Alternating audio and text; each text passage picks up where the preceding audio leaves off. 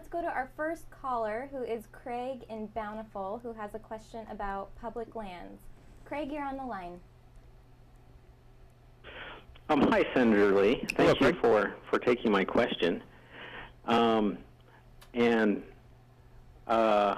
like to have you expound a little bit on what you think of public lands in as far as, I'm from Oregon, but I just love Utah with, all the mountain biking and, the ability to go out to the West Desert.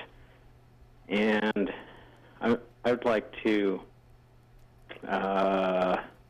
hear your views on maintaining public lands and maintaining access to those lands. Great. Thank you for your question, Craig. And I share your belief that we benefit from having access to public lands. And I think we benefit from having some great recreation areas in Utah, including some that are national parks. And it's a nice thing to be able to go out and hike or bike on some of these federal lands. We have to remember, though, Craig, that there is a difference between national parks and national monuments on the one hand, and just sort of your garden variety BLM land, land managed by the United States Bureau of Land Management. You have to remember also that it's 2/3 of our land that's owned by the federal government, with the strong majority of this being BLM land and not land that's under the management of the National Park Service. And so we have to balance the rights of the local population against our interest in having access to some of this public land, including national park land.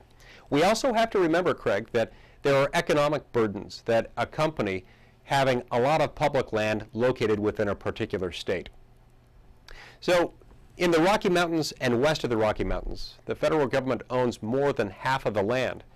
The federal government owns about 2/3 of the land in the state of Utah. In many other states, like New York, the federal government owns less than 1/2 of 1% of the land.